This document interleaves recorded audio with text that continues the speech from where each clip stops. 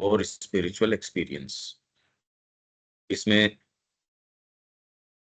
Religion के बारे में हम ये पढ़ रहे हैं, ये हमारी जो सनातन धर्म वाली पुस्तक है ना, उसके अंदर है। मैं ये पढ़ देता हूँ ये पैसेज, ये बहुत इंपॉर्टेंट है। इसमें कोई सेंटेंस रविकांत जी कोई क्लियर नहीं हो वो वहीं रोक लेना, और हम इसको अनुभव के स्तर पे समझना चाह रहे हैं। पॉपुलर तरीके से कोई क्या कहता है उससे हमको मतलब नहीं है, हम अपना अनुभव चाह रहे हैं इसके अंदर कि कितना हम गहराई में जा सकते हैं। तो ये धर्म और आध्यात्मिकता का नियत कार्य ईश्वर और मनुष्य में नित्य एवं अनंत, और इस अनित्य पर फिर भी अस्तित्वमान बने रहने वाले परिसीमित में, अनित्य है पर फिर भी अस्तित्वमान बने रहता है ये परिसीमित में, यहाँ अव्यक्त या अभी तक अव्यक्त प्रकाश में सत्य चेतना और मन की अज्ञानता के बीच मध्यस्थता करना है। यही काम आध्यात्मिकता का है, यही काम धर्म का है, इससे ज्यादा इनका काम नहीं है। आध्यात्मिकता को भी हमने बहुत जो ऊंचा दर्जा दे रखा है, वो उनमें वो ही सारी समस्याएं आ जाती है जो मनुष्य की प्रकृति के अंदर हैं। भाई, आपके हाथ के ऊपर कोई रंग लगा हुआ है, आप उस हाथ से किसी चीज को साफ करोगे, वो रंग उसके भी लग जाएगा। आपकी प्रकृति से आप किसी भी चीज को टच करोगे, आपकी प्रकृति की शेड उसके ऊपर लगेगी। तो वो अपने आप में क्या है, ये तो बहुत मुश्किल है। तो धर्म और आध्यात्मिकता का नियत कार्य ये है कि ईश्वर है और यहाँ मनुष्य है, उसके बीच मध्यस्थता करना, बस, इससे ज्यादा नहीं। आध्यात्मिकता कोई बहुत ऊंची चीज नहीं है सच। ये तो बहुत विचित्र बात हो गई। अरे परमात्मा आप स्वयं हो, आध्यात्मिकता वगैरह ये सारी क्या कर लेंगी आपका एक चेतना के अंदर जाके? क्या आध्यात्मिकता है? माध्यम है मान लो आप, पर माध्यम तो माध्यम ही है, चीज थोड़ी है वो कोई। आध्यात्मिकता अपने आप में कोई चीज नहीं है। इन्होंने कहा नियत कार्य है इसका, कि वो वहां तक ले जाता है, मनुष्य से लेके ईश्वर तक ले जाता है। जो अनित्य है, जो यहाँ ट्रांजिटरी है, और जो यहाँ सीमित है, उससे पकड़ के आपको नित्य और अनंत तक ले जाता है। और यहाँ जो मन की अज्ञानता और वहां अव्यक्त प्रकाश में सत्य चेतना, वहां तक आपको कोई चीज जो ले जाती है, उसमें मध्यस्थता करने वाले ये हैं, बस। अरे हम इनसफिशियंट हैं, इसलिए हमको ये बातें इतनी जबरदस्त लगती हैं। पर अगर आप विचार करो, परमात्मा की चेतना के अंदर ऐसा तो मेरे ख्याल से कोई होना नहीं चाहिए ना। आप उस दृष्टिकोण से देखो, उसके क्या प्रभावित करने वाली है ये बातें। आपकी ऊंची से ऊंची आध्यात्मिकता भी, बंदर के ऊंचे से ऊंचा ध्यान भी, मतलब आपको क्या फर्क पड़ने वाला है उस चेतना से? यहां तो खैर छोटी छोटी चीज का भी महत्व है, परंतु प्राकृत मनुष्य को, जो कि मानव जाति का एक बहुत बड़ा भाग है, आध्यात्मिक चेतना की महानता और उन्नायक शक्ति से अवगत कराने से बढ़कर कठिन कार्य और कोई नहीं है। प्राकृत मनुष्य जो प्रोडक्ट है इस नेचर का, उसको तो अवगत कराने से कि ऐसी चीज होती है, बनाना नहीं, अवगत कराना, उसको अवेयर करना, हाँ जी ऐसी चीजें हैं, ऐसी भी बातें होती हैं। क्योंकि उसका मन और इंद्रियां जीवन और उसके उद्देश्यों की बाह्य पुकारों की ओर बहिर्मुखी मुड़ी रहती हैं। ये तो अलग अलग मौकों के ऊपर अपन ने खूब खूब बात करी है कि कैसे। और समस्या इंद्रियों की भी नहीं है, क्योंकि इंद्रियां भी जो यहां से ग्रहण करती है, इंद्रियां बेचारी थोड़ी करती है एज सच। गीता क्या कह रही है? इंद्रियां जो है वो अपने जो ऑब्जेक्ट्स हैं उससे ऊपर है। इंद्रियों से ऊपर मन है, मन से ऊपर पुरुष है जो उनको ग्रहण करता है। तो इंद्रियां जिन ऑब्जेक्ट्स को देखती हैं या ग्रहण करती है उससे ऊपर है। इंद्रियों से ऊपर कौन है? मनस, क्योंकि एक्चुअल इंद्री तो मनस है। ये तो आपके अलग अलग बस ये रिसेप्टर्स दे रखे हैं। अगर आपके मनस न हो, इंद्री बहुत शार्प हो, बाज की आंखें हो पर चेतना बाज की हो, वो जगत का क्या देखे? उसकी बजाय चेतना मनुष्य की हो, आंखें थोड़ी सी कमजोर भी हो तो भी देख लेगा। हाँ, मनस एक ही संस्कृत शब्द है ये। बाकी माइंड इन इटसेल्फ बहुत वास्ट टेरिटरी है, वो खाली ये मनस ही नहीं है। ये सारा का सारा वर्गीकरण अपने जो मैनिफेस्टो है, या हिंदी में पृथ्वी पर दिव्य जीवन का आविर्भाव, उसमें ये सारी चीज़, और ये श्री अरविंद की और माँ की ही विशेषता है जो इस तरीके से, हाँ, चित्त की बातें करते हैं। ट्रेडिशनल योगों के अंदर चित्त की तो बात की जाती है और उनकी अपनी टर्मिनोलॉजी है, पर श्री अरबिंदो ने इसको जितना विस्तृतता से लिया, इसलिए आप ये सोचो कि इससे कोई और की तुलना करो तो वो तो सेम टर्मिनोलॉजी नहीं है, ये तो फिर हो नहीं पाएगा ना, वो चीज़ नहीं होती। तो मन और इंद्रियां जीवन और उसके उद्देश्यों की बाह्य पुकारों की ओर बहिर्मुखी मुड़ी रहती हैं और कभी भी अंतर्मुख उस सत्य की ओर नहीं मुड़ती जो उनके पीछे स्थित है। इंद्रियां कोई आपसे और मेरे से पूछ के गठन हुआ नहीं उनका। वो तो जन्म से और से जिस तरीके का गठन हुआ है वैसा हुआ है। और अभी हमारा जिस तरीके का गठन है, इसीलिए इसको मीट करने के लिए आपके पास अंतरात्मा की यदि शक्ति नहीं हो तो इनको पूरा नहीं मोड़ा जा सकता। बुद्धि से एक स्तर तक आप थोड़ा-सा इसकी निरंकुश क्रिया को अनुशासन में तो ला सकते हो, पर यदि भीतर से ये वाली चीज़ नहीं आए तो मोड़े कौन इनको? समस्या यहाँ आ जा रही है। मतलब आपका जो बेसिक स्ट्रक्चर है, जो ऑलरेडी आपको मिल ही गया, आपकी रेस का इंप्रेशन मिल गया, आपको नेशनैलिटी मिल गई, जो परिवार मिल गया, उसके सारे एटाविज़म्स मिल गए, सारी चीज़ तो मिल गई। उसी के बीच में खेल लो जितना खेलना है, आपको तो पूरा बना के दे दिया भैया, यही तो खेल करना है, यही 4 आपको पासे फेंकने, यही ये करना है। अब आप मन में खुश होते रहो कि आपको पूरी फ्रीडम दे दे रखी है। अब इतनी ही है बस वो। अब वो एक्चुअल है या नहीं है, ये तो भगवान जाने। यह है बाह्य दृष्टि एवं आकर्षण, उस विश्वव्यापी अंधकारी शक्ति का मूल स्वरूप है, जिसे भारतीय दर्शन में अविद्या का नाम दिया गया है। यह है बाह्य दृष्टि, ये अविद्या है। जो कल हम रात को पढ़ रहे थे, एक्सटर्नलाइज्ड ऑर्डर ऑफ थिंग्स, इसको सबसे पहले डिसॉल्व करने की आवश्यकता है। आपको लगता है जगत है, उसमें चीजें हैं, शक्तियां काम कर रही हैं, उसमें ये बातें हैं, ये चीजें हैं। अरे पर ये तो आपकी चेतना का परिणाम है। आप एक सर्टेन फ्रेमवर्क के अंदर बंधे हो। मानवीय चेतना एक तरीके से दिखेगा, मानवीय चेतना के अंदर भी कुछ अलग अलग वेरिएशंस हैं आदमी के। आप बचपन में थे, एक तरीके से दिखता था, यही जगत तो दिखता था। पर ये रिपोर्ट ये थोड़ी आ रही थी। ज्यो-ज्यो आपकी उम्र बढ़ी है, उसके साथ-साथ इस परसेप्शन में, ज्यो-ज्यो आप माँ श्री अरविंद के इसमें गए हो, इसमें भी परसेप्शन में फ़र्क आया। पर एक फंडामेंटली बहुत ज़्यादा तो फ़र्क नहीं आया। एक गोला है, उसमें बस ठीक है, मतलब डिपेंड करता है कितना है। तो ये जो तरीका है, हाँ भी चीज़ें भी हैं, शक्तियाँ भी हैं, जगत भी है, विज्ञान भी है, चीज़ों से डील करने, ऐसा करोगे तो ऐसा होगा। ये सारी जितनी भी चीज़ें हैं जी, ये आध्यात्मिकता है, ये आध्यात्मिकता के नियम हैं, ये सामान्य जीवन के नियम हैं, ये सब टोटल कुल मिलाओ तो अविद्या है। इससे तो कहाँ पीछा छूटे हमारा, समझ रहे हो? तो इसलिए अंतरात्मा एकमात्र ऐसी है जो इससे मुक्त है, क्योंकि वो भगवान का तत्व है और बाकी सारा प्रोडक्ट आपका इसका प्रकृति का है।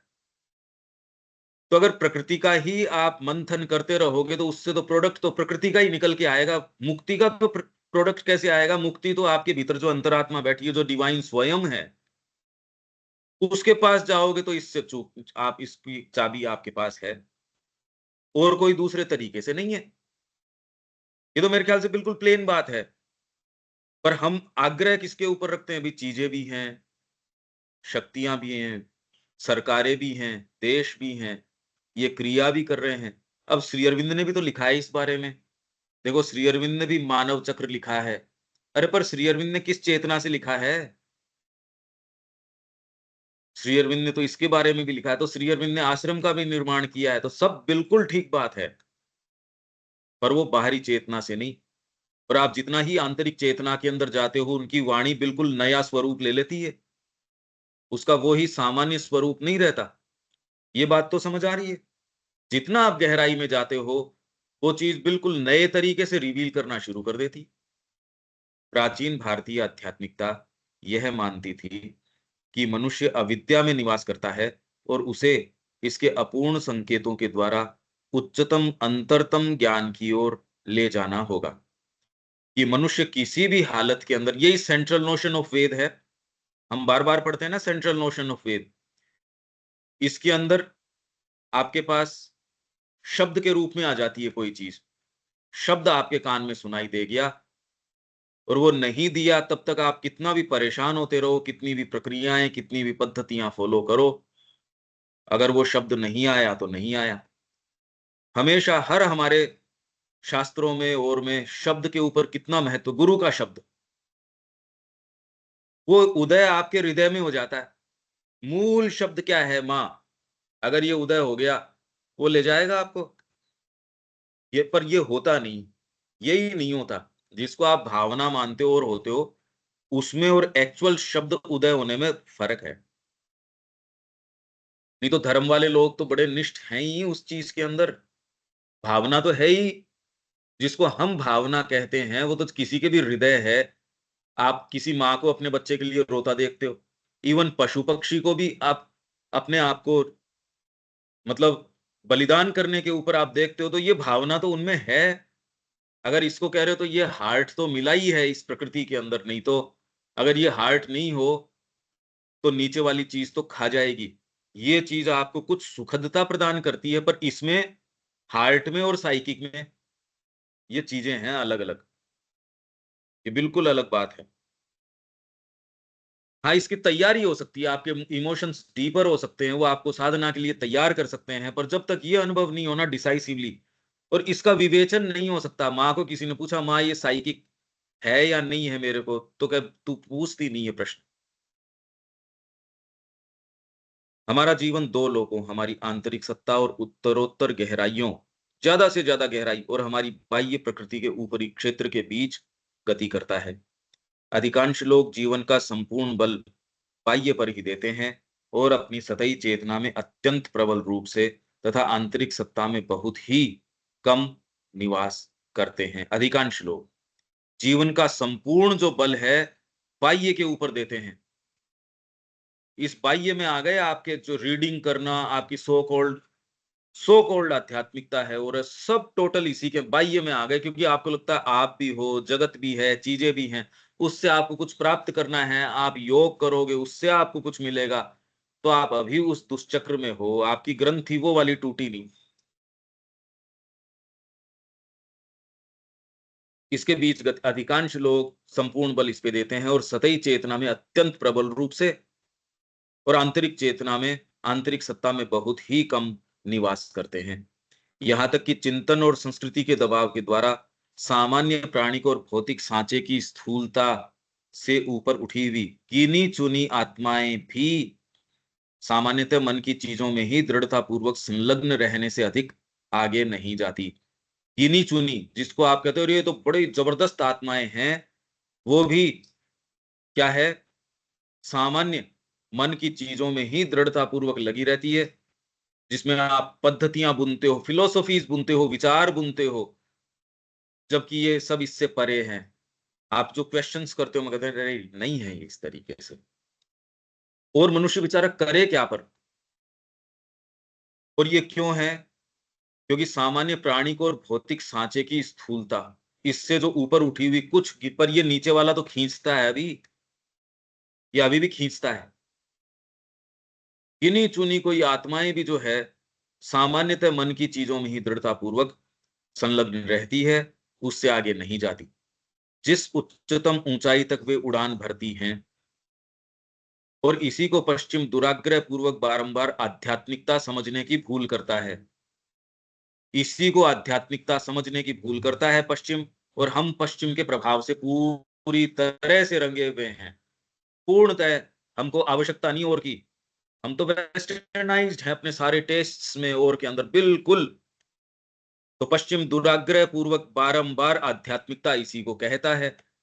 तो जब यहाँ बार-बार वही चीज़ कही जाती है, इसीलिए मैं आपको कोई कॉन्ट्राडिक्ट करने के लिए नहीं, मैं इसलिए कि अरे इसमें जाओगे बहुत रिलीफ मिलेगा आपको। पहली बार आपको खुली साँस आएगी कि अरे ये बात थी। अब ये सेंटेंस भी अगर आपको ये बता रहा है कि पश्चिम जो है बार-बार, और पश्चिम में कौन?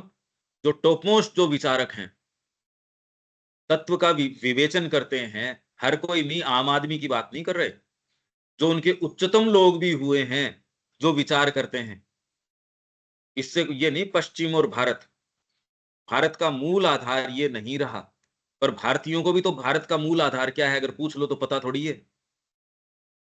किसी को ये कहा जाए कि अब आध्यात्मिकता को बताओ, तो वही रेटरिक जो ये कॉलम्स छपते हैं वही करेंगे अपन। फिर डायरेक्टली आप ही को ये उसी की तो कोशिश कर रहे हैं, कितनी मेहनत लग रही है इसके अंदर। तो स्थूल जीवन की अपेक्षा कहीं अधिक मन और संवेगों में निवास करने की अभिरुचि है, या फिर इस विद्रोही प्राण तत्व को बौद्धिक सत्य या नैतिक बुद्धि एवं इच्छा शक्ति या रसात्मक सौंदर्य के, या एक साथ इन तीनों के नियम के अधीन करने का प्रयत्न है।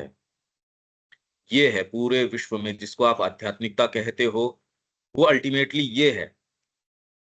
पर इसके लिए आपको माइंड से थोड़ा सा परे जाने की जरूरत है। ये क्या कह रहे हैं? स्थूल बाह्य जीवन की अपेक्षा, स्थूल बाह्य जीवन है, खाने पीने खाली इसमें जो रमण कर रहा है। स्थूल बाह्य जीवन तो क्या होगा? जैसा है वैसा है। उसके टेस्ट तो हम जानते ही हैं, हमसे छिपे थोड़ी हैं। अरे इसी से तो हम सारे परेशान हैं। स्थूल बाह्य जीवन, क्योंकि सामान्य व्यक्ति तो इसी का प्रोडक्ट है। पर जो थोड़ा सा डीपर व्यक्ति है वो इससे परेशान है, क्योंकि वो डीपर जाना चाहता है। पहली बार तो आपकी समस्या तब आती है जब अंदर आप प्रवेश करना चाहते हो, तब आप कहते हो भई ये तो मुश्किल है। तो उसकी अपेक्षा अधिक मन और संवेगों में निवास करने की अभिरुचि है। किसकी? जो उच्चतम ऊंचाई तक वे उड़ान भरती हैं, वह स्थूल बाह्य जीवन की अपेक्षा कहीं अधिक मन और संवेग में निवास करने की अभिरुचि है। तो भई मैं नेचर के पास चला गया, अब मैं बाहर, मेरा मन अब शहर में नहीं लगता। चलो प्रकृति की ओर लौट चलें, तो इससे उसको आध्यात्मिकता बता दिया। अरे बड़ा आध्यात्मिक व्यक्ति है। ये तो आजकल पेंटिंग में दिमाग दे लगाता है, बड़ा आध्यात्मिक व्यक्ति है। ये चोरी नहीं करता। अब तो ये गायों की भी सेवा करनी इसने शुरू कर दी। इसने चैरिटी करनी शुरू कर दी। इसने वृक्ष लगाने शुरू कर दिए कि अरे पर्यावरण में दिक्कत हो रही है। इसने एक एक ऐसा खोल लिया, गौशाला खोल ली, या पशुओं को रखना शुरू कर दिया कि भई मेरे मेरे का तो हृदय जो ऐसा है, कितने ऐसे आपके लोग हैं, वो सबके लिए खुले द्वार हैं, आओ, खाओ, जाओ, कोई दिक्कत नहीं। आहा! कैसी आध्यात्मिकता देखो। वृद्धा माएँ हैं, उनको मैंने 300, 400, 500 उनको रखता हूँ, इनको मैं फ्री ऑफ कॉस्ट एजुकेशन देता हूँ, और इसके नाम से फंड भी बहुत इकट्ठे कर सकते हो। माँ श्री अरविंद ने ऐसा एक काम नहीं किया। जिसको आप सो कॉल्ड आध्यात्मिकता कह सकते हो, न कोई माला जपता, न कोई भगवा धारण करता, न कोई दीक्षा देता, न देने की अनुमति है। ट्रेडिशनल स्पिरिचुअलिटी अगर वहां जाए, हम क्योंकि अनुयायी हैं माँ श्री अरविंद के, इसलिए हमको बड़ा सुखद लगता है। पर सामान्य मानसिकता का कोई व्यक्ति जाए, होगा ठीक है, सामान्य लोग हैं बैठे, कोई ब्रह्मचारी अगर वहां जाता है, भगवा पहन के जाता है, जो अपने हवन करता है, पूरी विधि विधान से जाता है, उसको कैसा महसूस होगा वहां जाके? उसको भी ठीक है, अच्छे लोग हैं। अब अच्छी व्यवस्था कर रखी है। अब बुक डिवीजन भी इनका है, और इसमें आध्यात्मिकता क्या है? ये तो सारा व्यापार है भई, बढ़िया संस्था है। संस्था बढ़िया है। और इससे भी ओरोविल तो और भी बढ़िया संस्था है, इसमें तो और भी बढ़िया कर दिया है इन्होंने। और जबकि जो उनके अनुयायी हैं, वो ये मानते हैं कि आध्यात्मिकता आज आज तक धरती पे इससे बड़े वैभव में तो आई ही नहीं। तो परसेप्शन का बड़ा अंतर है ना। तो क्या यही अंतर एक मूल कोई चीज है, हमारे परसेप्शन में क्या अंतर हो सकता है क्या? अरे भाई ये शक तो करो कि हम जिस मानसिकता को लेके बैठे हैं उसमें भी कुछ ब्रीच तो होने की संभावना तो रखो। कि एक सो कॉल्ड आध्यात्मिक या कोई ब्रह्मचारी जाता है वहां, कोई वेदांती जाता है पांडिचेरी के अंदर हमारे आश्रम में, वो सारी व्यवस्था देख के, सारा तो स्पोर्ट्स ग्राउंड देखता और देखता है, वहां वैसी कोई चीज नहीं। वो अगर सब जगह देख के आए तो कहीं कोई धूना नहीं नजर आएगा उसको, न कोई माला जपता नजर आए, न कोई वैसे काम नजर आए जिसको ट्रेडिशनल स्पिरिचुअलिटी कहा जाता है। उसकी क्या रिपोर्ट होगी? और वो तो आप ये कह रहे हो ये तो स्पिरिचुअल आदमी है, क्योंकि ये तो उस रूप में नजर आता है, बाह्य रूप में, उसका परसेप्शन ये है। तो अगर परसेप्शन की ही समस्या है तो हम अल्टीमेट में बैठे हैं, ये कौन कह सकता है? आप समझ रहे हो इस पॉइंट को? तो वो तो हमसे मच बेटर ऑफ है अगर आध्यात्मिकता को डिफाइन करने की बात हो तो। अरे वो तो, उसको तो लाइसेंस्ड है वो एक तरीके से, हम तो नहीं है। और फिर भी हम कितना धड़ल्ले से ये सारे को डिफाइन करने की कोशिश करते हैं, बिना ये पीछे एक सेकंड भी ठिठके कि यार ये तो बात कुछ और है। आज शायद आप कुछ समझ रहे हो इस बात को, क्योंकि अगर हम वही ट्रेडिशनल स्पिरिचुअलिटी फॉलो कर रहे होते तो ये वाली बात हमारे समझ में नहीं आती। संवेग, इसके अंदर जो आपके मन और संवेग, आपके जो पैशंस उठते हैं या इमोशंस उठते हैं, मन और संवेगों में निवास करने की अभिरुचि है, या फिर इस विद्रोही प्राण तत्व को, जनरल जो आपकी स्पिरिचुअलिटी आप कहते हो वो केवल यही है, क्या है? या फिर, पहला तो इन्होंने या फिर जो कह रहे हैं ना, ये अब आपके विवेचन करने की बात है, क्योंकि मैं इसके एग्जाम्पल दूंगा वो भी आप तभी समझ सकते हो जब आपको कहीं ना कहीं आपका स्टैंड होगा तो समझोगे। अरे भी नहीं, एग्जाम्पल भी कहां रखोगे? वो तो मिसप्लेस करोगे उन एग्जाम्पल्स को। तो या फिर क्या करते हो, विद्रोही प्राणतत्व को बौद्धिक सत्य या नैतिक बुद्धि एवं इच्छा शक्ति या रसात्मक सौंदर्य, रसात्मक एस्थेटिक्स, आपका जो ये धर्म है एस्थेटिक्स के अंदर, या विद्रोही प्राणतत्व को कैसे रोका जाए, तो इसके लिए नहीं, ये नहीं कर सकते, इसलिए आपके जो इंजंक्शंस है कि भैया पति की सेवा करो, घर के बाहर ऐसे नहीं जाओगे। आजकल आपके ये कई धर्मगुरु हैं, वो अगर पति है, वो अगर ये कहे ठाकुर जी को भोग लगाना है और उधर पति बैठा है तो कहे नहीं ठाकुर जी बाद में करेंगे, पति पहले। ये है ना आजकल प्रचलन के अंदर। तो ठीक भी है, 99% लोगों के लिए तो यही ठीक निकलेगा, इस बात में कोई गलती नहीं है। तो विद्रोही प्राण तत्व को बौद्धिक सत्य या नैतिक बुद्धि, नैतिकता, तो आपके जितने आप जो कल बात कर रहे थे जिनकी, मैंने कहा ये तो नैतिकता की बातें हैं। पर अब नैतिकता को जनरली हम पुस्तकों में जो नैतिक पाठ पढ़ाए जाते हैं उससे मान बैठते हैं। एक्चुअल में तो इन शब्दों की गंभीरता जो है वो हमको नहीं पता। प्रॉब्लम यहाँ चल रही है, प्रॉब्लम परिभाषा में चल रही है। ये लंबे समय तक आप इसको आत्म मंथन जब तक नहीं करते, तो नैतिक तो कह दिया, पर हम जो नैतिकता का विचार रख रहे हैं उसी से तो आप समझोगे। पर एक्सटेंट क्या, एस्थेटिक्स क्या है, एथिक्स क्या है, मोरलिटी क्या है, मां श्री अरविंद का गहनता से और आध्यात्मिक दृष्टिकोण से जब समझोगे तो इनका अर्थ समझ में आएगा। जैसे अधिकार, आप कहते हो राइट, राइट का पश्चिम का विचार नहीं, अधिकार मतलब आपकी आंतरिक योग्यता। अभी अधिकार का अर्थ क्या हो गया, मेरा राइट है। तो अब ये तो बहुत बड़ा अंतर आ गया इस बात के अंदर। तो ये सारा जो अभी समस्या का जो है कारण, वो ये है कि हमारी जो परिभाषाएं हैं वो हम पश्चिम की दी हुई या इस तरीके की ले रहे हैं। आप इसको मूलतः जब तक स्वयं अनुभव में नहीं जाते, ये बात समझ में नहीं आती। इसलिए मैं इसी को तोड़ने का बार बार या नई चीज श्री अरविंद और मां के दृष्टिकोण से स्थापित करने का प्रयास कर रहा हूं। परंतु आध्यात्मिक ज्ञान अनुभव करता है कि हमारे अंदर एक महत्तर वस्तु है, हमारी अंतरतम आत्मा, हमारी सच्ची सत्ता बुद्धि नहीं है, न सौंदर्यात्मक, नैतिक या चिंतनात्मक मन है, बल्कि अंतस्थ ईश्वरत्व है, आत्मा है, और ये अन्य चीजें केवल आत्मा के यंत्र हैं। अगर ये यंत्र हैं, तो आप भोजन वो करोगे जो माँ के लिए काम का होगा। यंत्र का क्या मतलब होगा? आपकी गाड़ी कब तक काम की है? जब तक आप जो चाहो उसको फॉलो करती हो। अगर वो अपने टेंट्रम्स थ्रो करती हो, आपको जब चाहिए तब गाड़ी मिलती नहीं, जैसी चाहिए वैसी मिलती नहीं, जिस एरिया में जाना हो उसके लिए मिलती नहीं। आपको बहुत ज़्यादा अगर पसंद भी हो तो भी आप कहोगे ये तो काम की नहीं है। तो आप अगर वास्तव में माँ के हो, जो जैसा कि आप कहते हो, तो आपका शरीर माँ के लिए एनर्जी उत्पन्न करना चाहिए। उसका अपना व्यक्तिगत कोई विचार नहीं होना चाहिए। तो आपके व्यक्तिगत परिवार कहाँ से आ गया? आप एक ही चीज़ कह सकते हो, आप माँ को बिलॉन्ग करते हो या नहीं करते? हाँ, माँ, मैं पूर्ण रूप से आपका हूँ, अब आप बता दो। एकदम प्लेन बात है। माँ ने कहा कि माई रेमिनिसेंसेस विल बी शॉर्ट। मेरी जीवनी कोई लंबी-चौड़ी नहीं है, बहुत छोटी-सी है। मैं यहाँ श्री अरविंद से मिलने के लिए आई, उनके साथ रह गई, उनके कार्य को आगे ले जाने के लिए मैं यहाँ रही।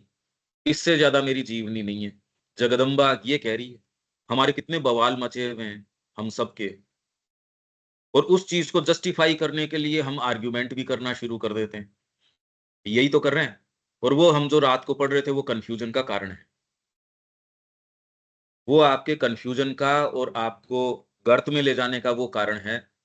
अगर आप अपने विद्रोही को चेरिश करते हो, तो आप खतरे से खेल रहे हो, आपको समझना है।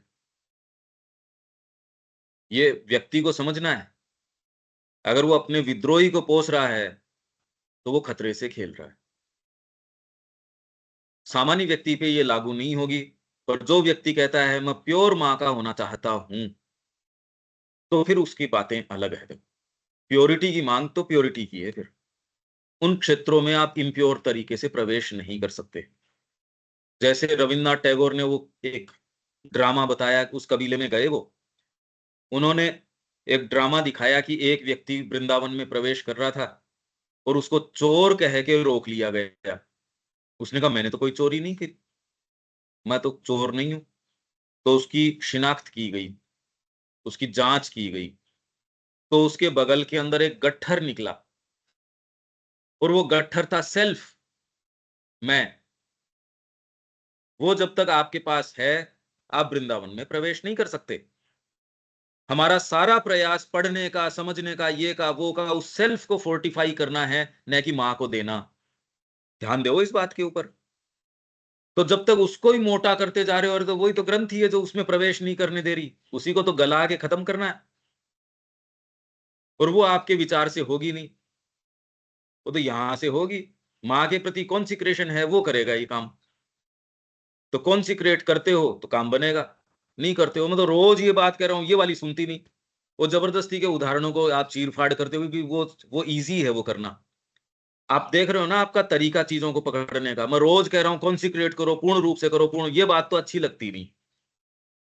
अच्छी कौन-सी लगती? कोई से भी उदाहरण को पकड़ लोगे, उसको भी पूर्णता में नहीं पकड़ोगे, और फिर उसकी चीर-फाड़ करके करोगे, देखो हम तो एक सर्जन बन गए। तो इससे आपके क्या लाभ हुआ भई? मैं ये उदाहरण अगर नहीं दूँगा तो ये आपका तो दिक्कत हो जाएगी फिर। इ इससे किसके दिक्कत होने वाली है, ये समझो। तो ये जो है, आध्यात्मिक ज्ञान अनुभव करता है कि आपके ये सौंदर्यात्मक, नैतिक, चिंतनात्मक, इन सब से ऊपर है। इन सब से ऊपर है, और ये छोटी चीज़ नहीं है। पूरी ग्रीक कल्चर यदि अपने आप को सौंदर्य के ऊपर आधारित कर देती है, छोटी बात थोड़ी है। तो ग्रीक कल्चर के ऊँचे से ऊँचे विचारक हुए थे ना, टॉप मोस्ट विचारक हुए हैं आज तक मनुष्य जाति के, जिन्होंने विचार किया है, राजा कैसा होना चाहिए। ग्रीक कल्चर के, रोमन कल्चर के छोटे विचारक थे ये। कैसे उच्चतम विचारक उन लोगों ने पैदा किए, हम तो उनकी पुस्तकें नहीं समझ सकते। आध्यात्मिकता एक बहुत फ्रीयर एयर की बात है, बहुत अलग बात है। बल्कि अंतस्थ ईश्वरत्व है, आत्मा है, और ये अन्य चीजें केवल आत्मा के यंत्र हैं। तो आप इसको ये देखो कि आपकी ये सारी चीजें यंत्र हैं। अगर यंत्र हैं तो यंत्र को क्या करना चाहिए? इंस्ट्रूमेंट तो इंस्ट्रूमेंट ही है। अगर वो ज्यादा किचकिचाहट करता है तो आप उसको छोड़ देते हो। अरे कैंची है, काटने के अंदर अगर वो अपने टेंट्रम्स थ्रो कर रही है या अपने आपके डिस्क्लेमर्स बीच में लगा रही है, आप वो कैंची काम में लोगे क्या? ये बताओ। आपके छोड़ दो इसको। यंत्र मतलब तो यंत्र हुआ ना। आप उस यंत्र के ऊपर ही पिले हुए हो। तटस्थ तरीके से सोना इसलिए क्योंकि माँ का शरीर है, तो आप उसको बहुत अच्छी नींद दोगे, पर उसके सुख के लिए नहीं सोओगे, फर्क पड़ जाएगा। भोजन बहुत ठीक करोगे, आप पहले से मच मच बेटर भोजन करोगे, आपकी हेल्थ गड़बड़ हो ही नहीं सकती। ये तो आपकी दुर्व्यवहार है शरीर के साथ, उसके कारण कर रहे हो आप। बातें तो करते हो आध्यात्मिकता की। नहीं, शरीर में इतनी सी दिक्कत नहीं हो सकती जिस तरीके का यंत्र है, ये आपके कारण है ये। आप कैसे कह सकते हो 900 पेशेंट है हमारे पास एक 6 दिन के, और हम बारीकी से उनको देखते हैं। उनके शुगर की इनकी दिक्कत है और वो ठीक होना चाहते हैं, इसलिए नहीं कि शरीर ठीक हो जाए, इसलिए क्योंकि जो चीज में व्यवधान आ रहा है उनकी कामनाएं पूर्ति करने में, इसलिए वैद्य जी अच्छे नहीं लगते। अंग्रेजी दवाई ठीक लगती है, वो ये कह रहा है ठीक परहेज की जरूरत नहीं है, 2 गोली और फालतू ले लेना। दूसरा कहता है डॉक्टर साहब तो ये तो ऑलरेडी इतनी ले रहा था कि और कितना चाहिएगा यार। वो कह रहा है बाद में तो 1 गोली तो और ले लेना, मतलब और कितना चाहिएगा। तो वो तो बहुत क्लियर है अपने फंडा में। आपको भी बड़ा ठीक लगता है, हाँ भी गोली और ले लेंगे। ये हुआ तो 1 गोली और ले ली। भाई कहाँ इनकन्वीनियंस है, आपको गोली लेनी है तो। पर उसमें अच्छी चेतना की चीज कभी नहीं कर सकते आप, क्योंकि आपकी चेतना, आप अगर ये दोनों चीजों में हो कॉन्ट्रास्ट, आपको जब समाधि अवस्था में जाना हो या आपको कंसंट्रेट करना हो और आपका शरीर पीछे से पेन के इंडिकेशंस दे रहा हो और इंडिकेशन नींद के इंडिकेशंस दे रहा हो, क्या आप डीपर जा पाओगे? आप समाधि में जाना चाह रहे हो या आप बैठे हो शांति से गंगा किनारे और आपका बच्चा आपको कह रहा है मम्मी चलो, तो आप नेचुरल ब्यूटी का भी आनंद उठा सकते हो क्या? आपने तो बहुत सारे बच्चे पाल रखे हैं इस तरीके के। जब आप कोई मूलभूत काम करना चाहते हो तब इनकी दिक्कत महसूस होती है, अदरवाइज तो खैर सामान्य जगत में नहीं होती। इसलिए ये मैं कितना समझाने की कोशिश कर रहा हूं, ये समझ में इसलिए नहीं आती। स्टैंड पॉइंट का फर्क है ये। इस दृष्टिकोण से देखोगे तो ही समझ में आएगा। यहां तो सारी बात कह दी, सब टोटल बात कह दी श्री अरविंद ने। ये केवल यंत्र हैं। आपकी ऊंची से ऊंची फिलोसॉफी, आपकी ऊंची से ऊंचाई, ये सब यंत्र हैं बस। और यंत्र का महत्व तब तक है जब तक अपने मास्टर को सर्व करता है ईमानदारी से। घोड़ा तब तक यंत्र काम का है जब तक वो अपने मन की चौकड़ियां नहीं भरता। नहीं तो कौन उसको युद्ध में ले जाएंगे क्या? जी 10 दिन से 1 दिन इसके सनक आती है, बाकी तो बहुत अच्छा घोड़ा है, आप ले जाओगे उसको युद्ध में? हम तो रोज चला चला के वैसे काम कर रहे हैं और फिर ये इंतजार कर रहे हैं कि कब ये विमान आए, ऊपर से पुष्पक विमान आए हमारे लिए। अरे यंत्र के रूप में ही ट्रीट करो अपने आप को। आप माँ के यंत्र हो, तो यंत्र है तो उसकी अपनी कोई चीज नहीं, उसको सही रखो, मांजो, साफ करो, धार लगानी है धार लगाओ, शार्प करो, पर किसके लिए? दे दो उसको जो काम में लेने वाला उसको। तटस्थ तरीके से अपने आप को काम में ले और दूसरी चीजें नहीं।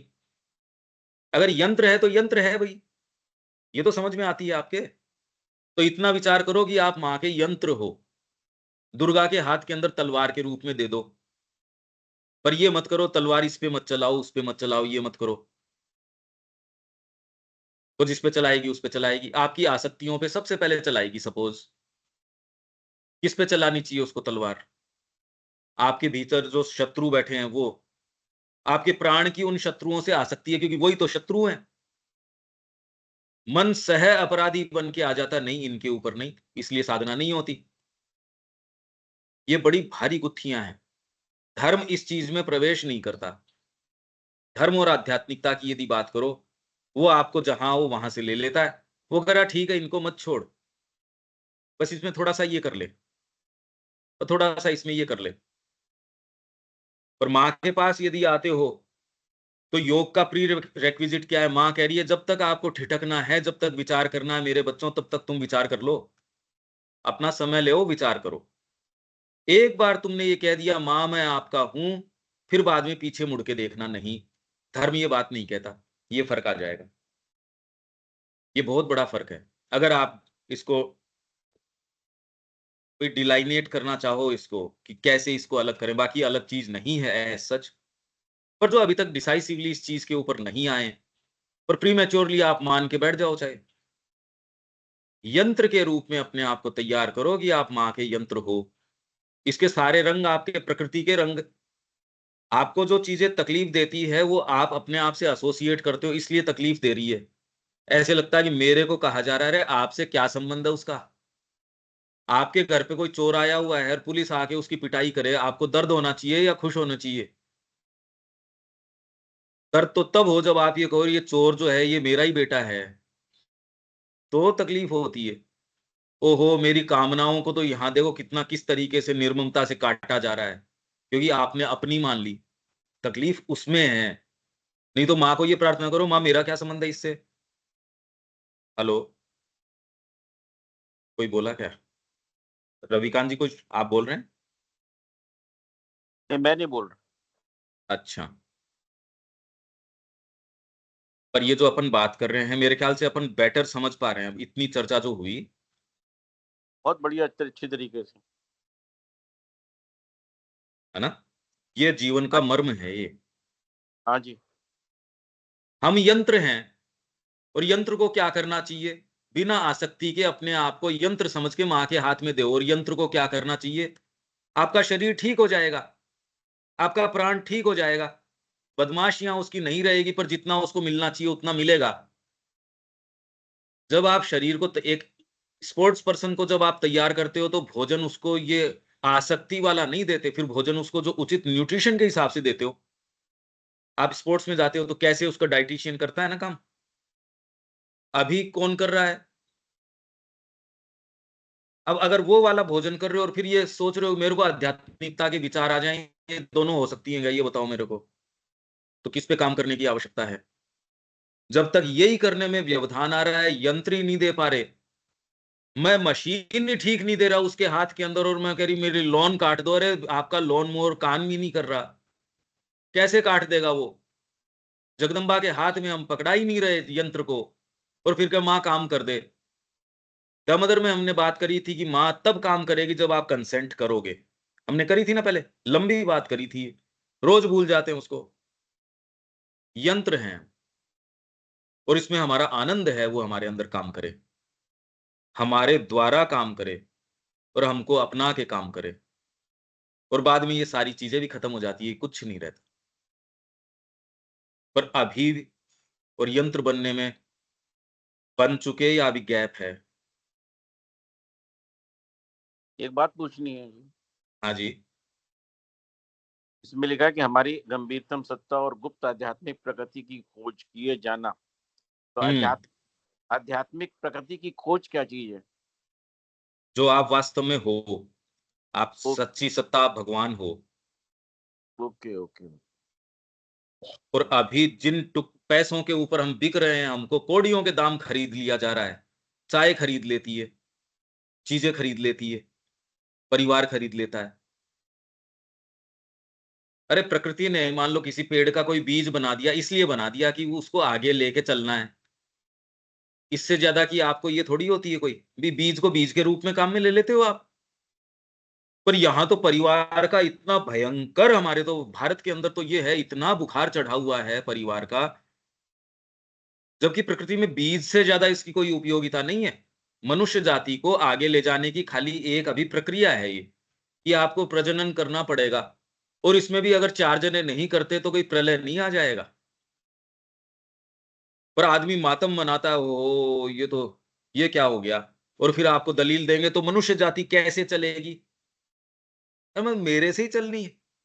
मेरे ऊपर ही केंद्रित है उसकी प्रलय होना और आगे उसकी संतति चलना, मतलब कैसी मूर्खता की बातें हैं ये। और आपको लगता है आपके दलीलें हैं वो सही हैं। मैं बहुत ज़्यादा इसमें रिस्ट्रिक्शन महसूस करता हूँ, खुली बात तो मैं कर ही नहीं पा रहा। थोड़ा सहयोग करो जो सच्ची बात माँ श्री अरविंद की वो कर पाएँ। अभी तो बुखार दूसरी चढ़ रही है, अरे ज्वर उतारो थोड़ा-सा।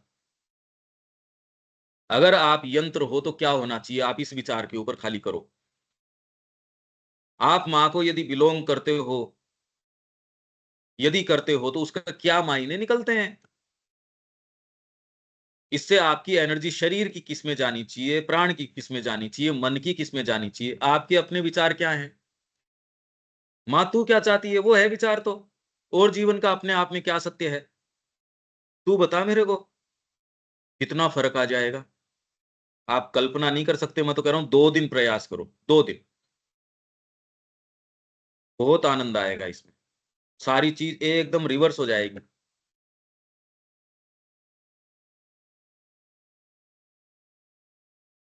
ये चीज भारत की देन है।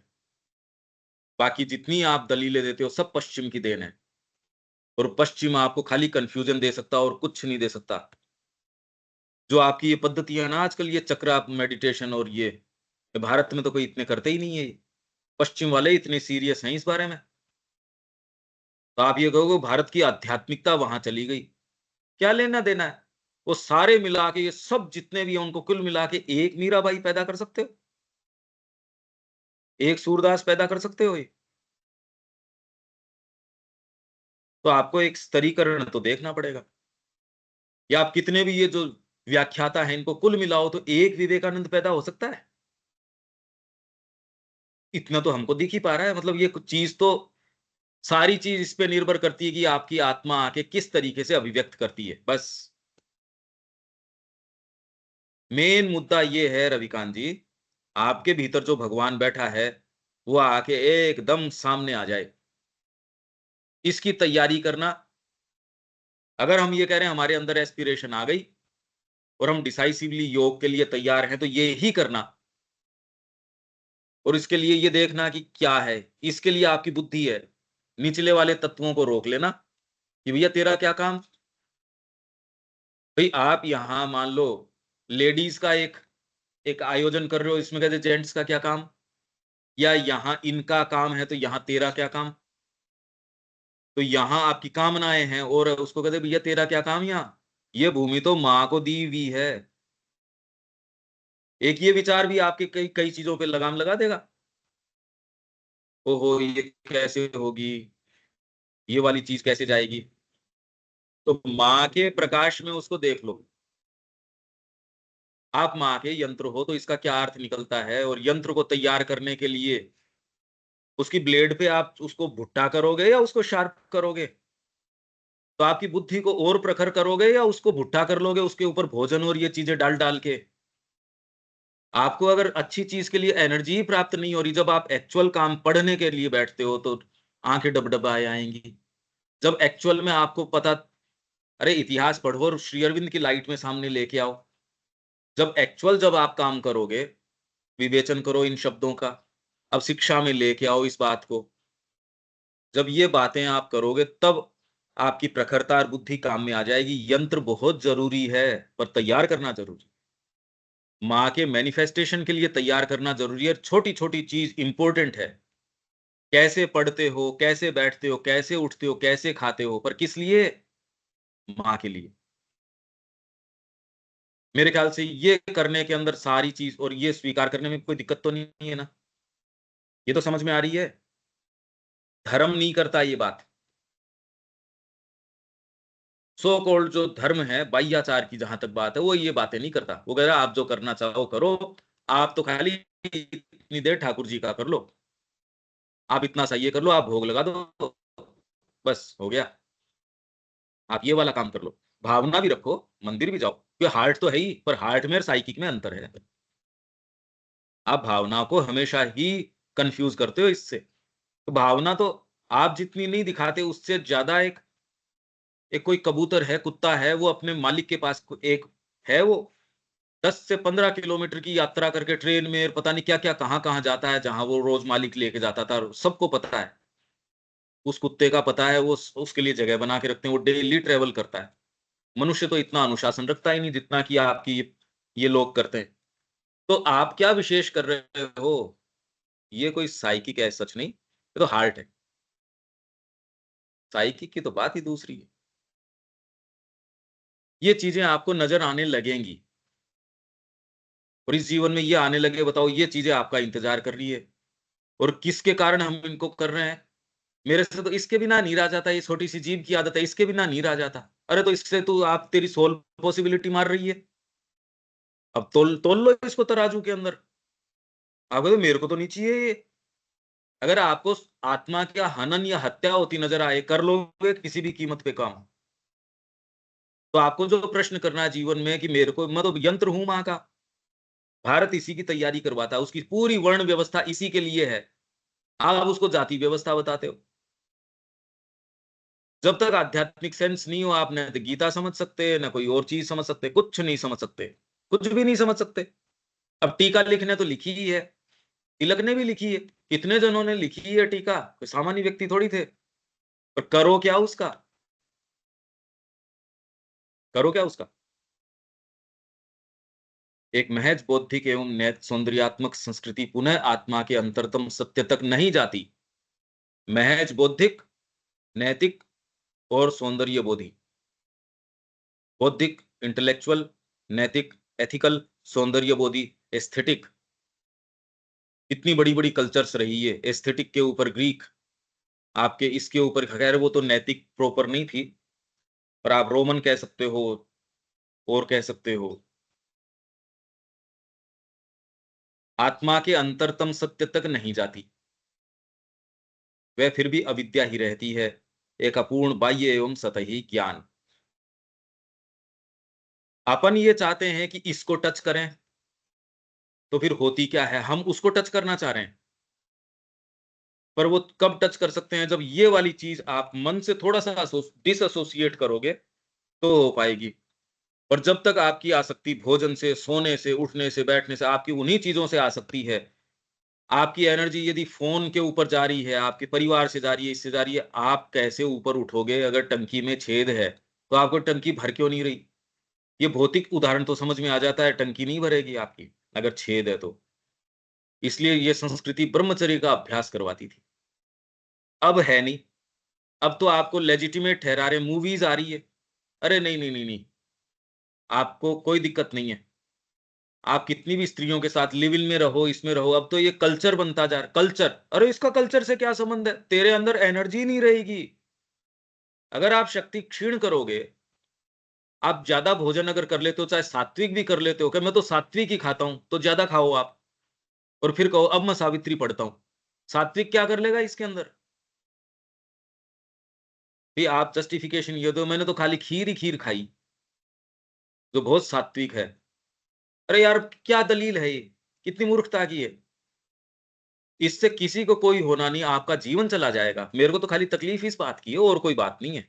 मैं वो प्लेन चीजें बोल सकता हूँ, क्या जोर है इसमें, पड़ जाए अपन इसको। अरे जीवन चला जाएगा। माँ के यंत्र योद्धा वो नहीं तैयार होंगे। फिर ये जो दूसरे बस व्याख्यान कर रहे हैं, थोड़ा मुस्कुरा के बोलो, थोड़ा ऐसे बोलो, थोड़ा पोलाइटली बोलो, थोड़ा ऐसे, चला जाएगा उसमें। विवेकानंद जी ने कहा मेरे से तो नहीं होगा ये, मैं तो नहीं कर सकता ये। विवेकानंद जिंदा होता क्या, अगर वो ये नहीं कह पाता कि तुम्हारे चेहरों पे डालू मैं ये हिंद महासागर का सारा जो जो कीचड़ है ना, उठा के तुम्हारे डालूंगा मैं। वो इसको सौम्यता से भी बोल सकते थे इस बात को, पर ये बुद्धि से नहीं आती। ये बौद्धिक बात करते हो आप, महज बौद्धिक।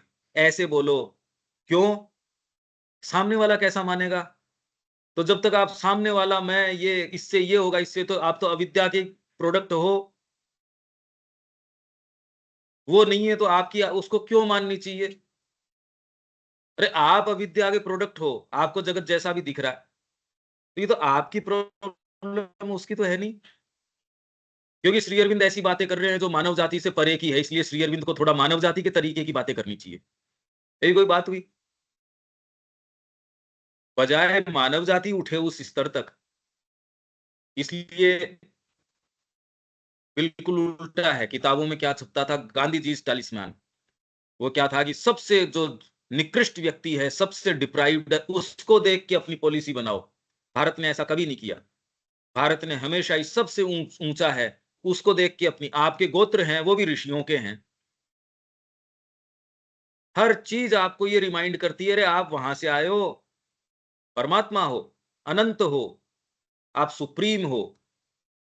अच्छा ये मैं आपको नहीं कहूं और आपके कान में इससे उल्टी बातें फुसफुसाऊं, क्या होगा आपका? ये संस्कृति खड़ी रह पाएगी?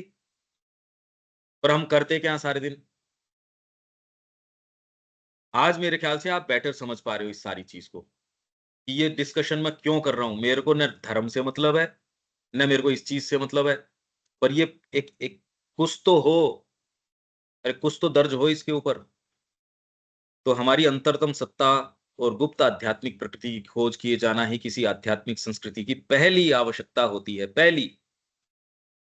मैं डिवाइन हूं ये खोजू ही नहीं, और जबरदस्ती इधर उधर की एजुकेशन लागू कर दी, आर्थिक नीति, ये नीति। मैं डिवाइन हूं ये बता ही नहीं रहा कोई। मैं इस साम्राज्य का राजा हूं, ये बताओ पहले तो मेरे को। ये मेरे को कोई बता नहीं रहा। निगोशिएशन ये कर रहे हैं जी, आप ये मकान में रह जाओ तो कैसा रहे, आपको ये बाथरूम कैसा चलेगा, ये आपको टाइलें कैसी रहेगी। यही तो जस्ट हम कर रहे हैं दुनिया में। इस यूनिवर्सिटी में पढ़ के आया है, घर ऐसा है, गाड़ी ऐसी है।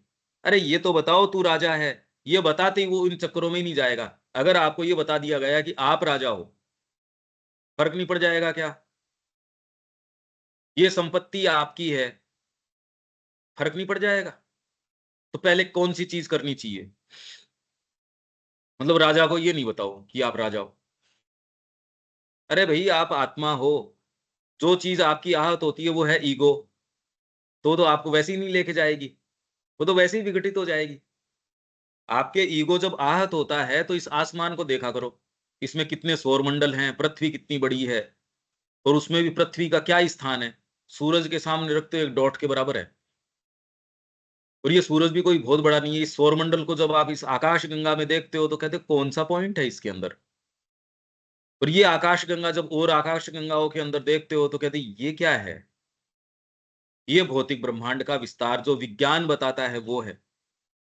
उसमें हम अपना छोटा सा ईगो लेके बैठे हैं। किसको रेस्पेक्ट होनी चाहिए आपकी ईगो की? किसके वक़्त है इस बात की? कितने-कितने राजा आए, चले गए। कितने-कितने क्या-क्या आए, पृथ्वी खा गई उसको, मिट्टी बना दिया उसको। आपको क्या पता कोई समय जब यहाँ बैठे हैं, वहाँ कौन महाराज जी बैठे होंगे? पता है क्या हमको? हमारे नीचे क्या-क्या दबा हुआ है? हम क्या हैं? इतने ईगो की क्या आवश्यकता है? ये डिसेंसी आध्यात्मिकता दे देता है आपको। धर्म नहीं देता, वो तो जबरदस्ती के हाथ जोड़ो, ये प्रणाम करो, ये करो। ये दृष्टि आने से आप पहली वैसी ही डिसेंसी आ जाएगी, आपको करने की थोड़ी ज़रूरत पड़ेगी। मैंने आपको आँखें दे दी, तो आप वैसे ही गटर में नहीं गिरोगे। अब फ़ॉर्मूले क्या सिखाऊँ कि इसमें इधर चलो, 3 पाँव इधर चलो, 4 पाँव इधर चलो, 5 पाँव इधर चलो। मेरे को ये सीखने की क्या ज़रूरत है? मेरे को दिख जाएगा, मैं वैसे ही नहीं गिरूँगा। आँखें दे दो बस मेरे को, इतने सूत्र क्यों समझा रहे हो? सीधी बात है। और ये बात यहाँ नहीं समझ में आती। कितनी बात कर लो चाहे, कितनी भी बात कर लो, ये बेसिक बात नहीं। अरे आँखें दे दो, आध्यात्मिकता आँख दे देती है। आपको आँखें प्रदान कर देती है। उसके अंदर आपको बैसाखियाँ देती है। धर्म आपको बैसाखी देता है, भैया चल मैं चलाता हूँ तेरे। 3 पाँव इधर चल, बाद में देख गिर मत जाना, मैं तेरे को पकड़ के चलता हूँ। इधर ध्यान रखना, इधर गाड़ियाँ निकल रही है, इधर हाईवे है, इधर ये है। आध्यात्मिकता ने आपको आँख दे दी, अब आप खुले आराम से विचरण कर रहे हो, कोई चिंता नहीं। वो आपको हवाई जहाज भी दे देगी, उड़ा, तेरा मन हो उतना। वो नहीं देगा, ये फ़र्क है। तो वो कितनी भी बड़ी उड़ान भरे, बैसाखियाँ ही बढ़िया करेगा वो आपकी। अरे! तूने ये प्रणाम किए नहीं किया, तूने ये वाला काम नहीं किया, तूने इनको माला नहीं पहनाई, तूने ये नहीं किया। पर जब तक आपकी आँखें नहीं है, तब तक आप जल्दबाजी के अंदर रोड क्रॉस करने की कोशिश भी नहीं कर सकते। इसलिए लगभग मनुष्य जाति के लिए धर्म की बड़ी ज़बरदस्त आवश्यकता है। नहीं आ जाएगा गाड़ी के नीचे। प्रीमैच्योरली अगर आप ये कह दो, नहीं मैं तो पार करूँ, ले कर। ये अंतर कुछ समझ रहे हो क्या आप? धीरे, धीरे, धीरे, धीरे। तो अंतरतम अध्यात्म जीवन को जीवन के लक्ष्य के रूप में प्रतिष्ठित करना उसका विशेष लक्षण होता है। ये हम इतनी चर्चा करते आ रहे हैं, इसलिए जाके अब धीरे-धीरे कुछ क्लैरिटी इसके अंदर अभी तो है, इसमें और बहुत चीज़ें हैं। रविकांत जी अब कुछ गले उतर रही है क्या? बहुत अच्छा लग रहा है और बहुत आनंद आ रहा है और पूरा समझ में आ गई कि हम पूरे जीवन भर जितनी भी एक्टिविटी करते हैं, कोई भी उसका आध्यात्मिकता से लेना-देना नहीं है। अविद्या है वो। ना वो धार्मिक तो है, ना कुछ है। हाँ, बा बाहरी धार्मिक कह सकते हैं, मगर वो धर्म का बाहरी रूप है, ना कि आंतरिक रूप है। हाँ बिल्कुल। ये चीज है। अब आपको आज कितना अच्छा लग रहा है, अगर अपन ये पेशेंटली ये काम न करें तो ये मैंने अच्छा साहब कैसे आज लगे, ये टॉक बताओ। बहुत बढ़िया तरीके से सुनी है और बहुत आनंद आया मेरे को, और इस टॉक को मैं 10 बार सुनूंगा, क्योंकि सुनने से ही हमारी अंदर चेंजेस आएंगे। ये चीज है। अनिल जी। बिल्कुल ठीक कह रहे हैं रविकांत जी। मतलब बार बार सुन के जब भी वो आपका चेंज आएगा, क्योंकि चीजें आपके जो सेट हैं वो उसको तोड़ना में टाइम लगता है। बिल्कुल सही है, क्योंकि धर्म का जो रूप अपन मान रहे हैं, जो आपके संस्कार हैं या चीजें हैं, तो वो रूटीन में जो चल रही हैं अपन उन्हीं को जैसे कॉमन के लिए किया था, तो आप भी उसी में से थे, कोई अलग थोड़ी थे आप। तो वो आप अभी भी निभा ही रहे हो आप वो भी चीज। तो उनको मतलब उससे बेटर चीज है ये सीखने के लिए। उसको एकदम से तो नहीं छोड़ सकते आप, लेकिन धीरे धीरे वो चेंज हो जाएगा रूप, मेरे को लग रहा है। दीपक जी। हाँ जी, तो इसमें ऐसे लग तो रहा है कि समझ में आ रहा है। हाँ, लेकिन जब एक्शन में जब आने की बात होती है तो थोड़ा इमेजिन करना पड़ रहा है बार बार कि हमारी अंतरतम सत्ता ये है और इसको डेडिकेट करना है। हाँ, नहीं तो ये बाह्यतम सत्ता तो ऐसी रूप में ऐसे है कि स्वाभाविक रूप में यह हम पर हावी है। हम्म। तो शुरुआत में तो इमेजिन करके ही काम ये चलेगा। हम्म। बिल्कुल। अतः तो अब एक प्लान एक कर। शब्द एक्चुअल में इसमें क्या है, ये सारे शब्द ऐसे हैं कि इसको परिभाषा शुरू से सिखानी चाहिए कि बौद्धिक मतलब ये, नैतिक मतलब ये, एस्थेटिक मतलब ये। जब आपको सौंदर्यात्मक कहते हैं तो दिमाग के अंदर कोई पेंटिंग वेंटिंग आ जाती है। ये खाली एस्थेटिक का तो एक, अब जैसे आपको कहे प्राणायाम, तो आपकी ब्रीदिंग एक्सरसाइज आ जाती है दिमाग के अंदर। या आप कहते हो कि योग, तो योग का नाम लेती है आजकल जो ये जो आसन वगैरह करवाते हैं, अरे वो भी नहीं है। प्रॉब्लम भाषा की चल रही है, अभी टर्मिनोलॉजी की बहुत ज्यादा प्रॉब्लम चल रही है, सिखाता कोई है नहीं। माँ श्री अरविंद को पूरा पढ़ते नहीं, इतनी किसी के पास फुर्सत है नहीं, और क्यों क्यों नहीं चाहिए उसकी फुर्सत। अगर क्लैरिटी भी हो तो आपको वो इतना समय दे, क्यों देना चाहिए, क्यों देना चाहिए। अब व्यक्ति व्यक्ति के ऊपर है, तो यहां हम रोकते हैं। बाकी इसमें बहुत ज्यादा कुछ है, बहुत ज्यादा सामान है इसमें। ये यहाँ विराम प्राकृत देते हैं। हाँ, हाँ। ये प्राकृत मनुष्य के बारे में जो चर्चा की गई, ऐसा देखने से तो लग रहा है कि हम सब प्राकृत मनुष्य ही हैं। हाँ, उसी के प्रोडक्ट हैं तो और क्या है। मतलब वर्तमान में उस दशा में ही हैं। आध्यात्मिकता को समझने के लिए कितनी मेहनत करनी पड़ रही है, धर्म जैसी चीज से अपने आप को कसे हुए नहीं है, तो प्राकृत ही हैं। हम्म। जी। अंतरात्मा मुक्त करेगी आपको इस चीज से, वही डिवाइन का स्वरूप है। नहीं तो सब चीजें ऊंची से ऊंची भी अविद्या का ही स्वरूप है। केवल तत्व आपके जो जो कह रहे हैं ना, जो लिंक करता है यहाँ लोअर प्रकृति को परा प्रकृति से लिंक करने वाली जो चीज है, लोअर हेमिस्फीयर को हायर हेमिस्फीयर से लिंक करने में, परा प्रकृति जीव भूता। परा प्रकृति ये जो जीव बन गई तो वापस कैसे जाओगे उसमें, अंतरात्मा है। यही सुप्रामेंटल के लिए मां का प्रश्न था, ये होगा कैसे। तो पहले आपका जो साइकिक है ना, वो शुरुआत करेगा इसकी। वही यंत्र है, वही एक्चुअल में डिविनिटी का पार्ट है। अभी भी उस वो क्रिया कर रहा है, पर राउंड अबाउट तरीके से कर रहा है। तो नैतिकता बिल्कुल ठीक है, वादा करते हो और उसको नहीं निभाते या उसमें कुछ करते हो तो भीतर से का यार तकलीफ हो रही। पर ये तैयारी है, जब वो खुल के ऐसे काम कर देती है फिर नियम बदल जाते हैं, चेंज हो जाते हैं, उल्टे हो जाते हैं। तो साधु महात्मा ऐसे अनैतिक काम करते भी नजर आ जाते हैं। आप कह रहे हो नैतिकता, क्योंकि आपकी नैतिकता कैसे लागू होगी उसके ऊपर। पर ये बात समझाने में कैसे आए, धीरे धीरे अपन कोशिश कर रहे हैं, कोशिश ही कर रहे हैं भाई कितना ये, कि इससे आपको जो ये प्रसन्नता जो आती है ना समझने की, ये बहुत जी जी, कीमती है। जरूर। यहां विराम देते हैं, कल मिलते हैं। जय श्री मां। जय श्री राम।